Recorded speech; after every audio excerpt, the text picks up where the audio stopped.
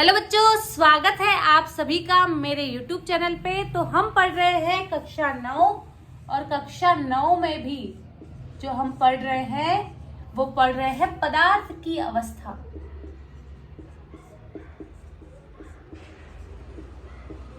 और आज का जो हमारा टॉपिक है वो है गैसीय अवस्था। गैस नाम सुनते ही मुंह बिगड़ने लग जाता है। मैम किसी ने पू किया, हमें तो ये याद आ जाता है ना। तो आखिर इस गैसीय अवस्था के क्या गुण हैं, इसे हम पढ़ेंगे। तो भाई गैसीय अवस्था को समझने के लिए सिंपल सा एक आप बलून का एग्जांपल ले लो, है ना, या गुब्बारे का एग्जांपल ले लो। गुब्बारा सभी ने देखा है, आई होप सभी ने देखा है ना। आपने गुब्बारे को फुलाया भी जरूर होगा, है ना, गुब्बारे को फुलाया भी जरूर होगा, है ना। तो आपने क्या देखा होगा कि जब आप गुब्बारे को फुलाते हो, कोई गुब्बारे का शेप तो है ना, कोई गुब्बारे का जो भी आयतन बोलो, है ना, जैसे कुछ में हवा थोड़ी सी भरते हैं, इतना छोटा सा रहता है, कुछ में हवा भरते बहुत ज्यादा बड़ा होता है और बड़ा होता है। तो आपने देखा होगा कि जो गुब्बारे को आप फुलाते हैं तो उसका आयतन डिफरेंट डिफरेंट आता है। तो गैसों की सबसे पहली जो विशेषता है वो तो ये है कि इसका आयतन अनिश्चित होता है।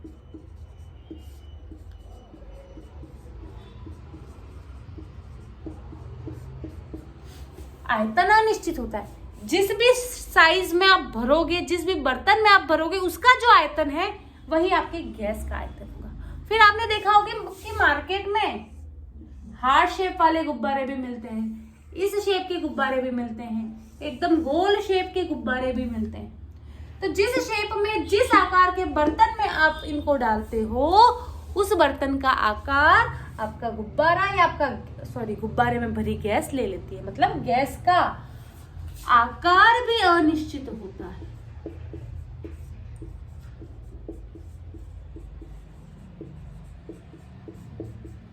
है ना। तो पदार्थ की वह अवस्था जिसमें आकार एवं आयतन दोनों अनिश्चित होते हैं, गैसीय अवस्था कहलाती है ना। यहां पे लिख लेते हैं पदार्थ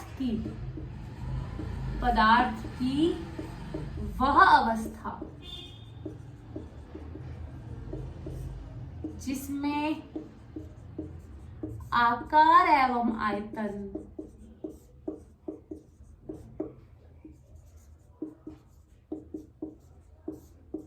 दोनों अनिश्चित होते हैं।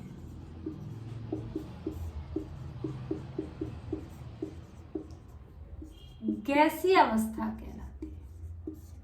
गैसीय अवस्था कहलाती है। यहां तक की बात तो क्लियर है। चलिए, अच्छा ये बताओ, क्या हमारे आसपास गैस भरी हुई है? क्या हमारे आसपास गैस भरी हुई है? क्या लगता है आपको? हवा है आसपास? हमारे आसपास हवा है। आप क्या इस हवा में आसानी से हाथ घुमा पा रहे हो? आप अगर मेरे हाथों को देखो तो मैं आसानी से इस हवा में हाथ घुमा पा रही हूँ। भाई ऑब्वियसली बात है कि गैस पदार्थ की अवस्था है, मतलब पदार्थ है। पदार्थ है मतलब कण से मिलके बना है। कण है मतलब कणों के मध्य कुछ रिक्त स्थान होगा। और अगर हम बात करें गैसीय अवस्था की, तो देखो मैं आराम से हाथ घुमा पा रही हूँ। इसका मतलब पदार्थ की जो गैसीय अवस्था है उसमें कणों के मध्य दूरी बहुत अधिक होती है, अत्यधिक होती है। तो याद रखना, गैसीय अवस्था में कणों के मध्य दूरी अत्यधिक होती है ना। अब आप खुद ही बताओ, अगर कणों के मध्य दूरी, भाई दो कण दूर दूर है, आप भी किसी से दूर होते हो तो आपको उस पर इतना प्यार नहीं होता है ना। लेकिन जिसके पास रहते हो उससे प्यार अधिक होता है। तो गैसीय अवस्था में भी कणों के मध्य दूरी अधिक है, इसलिए कणों के मध्य जो प्यार है, आकर्षण बल है, वो कमजोर है। तो कणों के मध्य आकर्षण बल कमजोर होता है ना। आकर्षण बल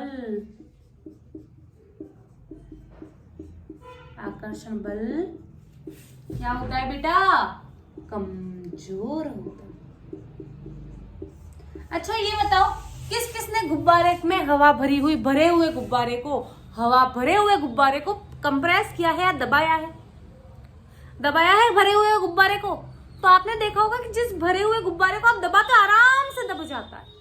दबाने पर दबना संपीड्यता कहलाता है, कंप्रेसिबिलिटी कहलाती है। और गैसों में सर्वाधिक कंप्रेसिबिलिटी, संपीड्यता का गुण पाया जाता है। जैसे आपने देखा होगा साइकिल की हवा भी भरवाते हो ना आप, तो भाई आपने देखा होगा कि वो एक पिस्टन जैसा होता है हवा भरने का, ऊपर नीचे पंप होता है ना, जिससे आप क्या करते हो, हवा भरते हो। तो वो हवा अंदर दबती है और अंदर जाती है। तो भाई बिल्कुल गैसों में सर्वाधिक संपीड्यता का गुण पाया जाता है। यहाँ पे लिख लो, है ना, गैसों में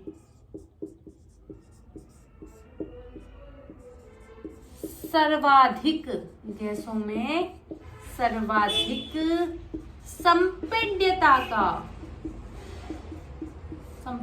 का गुण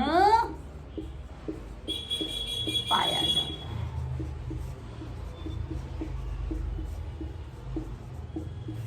ठीक है, तो ये आपकी पदार्थ की गैसीय अवस्था थी। आई होप आपको क्लियर होगी। क्लास को लाइक जरूर करें, शेयर जरूर करें। यूट्यूब पे नए हैं तो सब्सक्राइब के बिना ना जाए। मिलते हैं नेक्स्ट क्लास में, तब तक के लिए बाय बाय बच्चा, टेक केयर।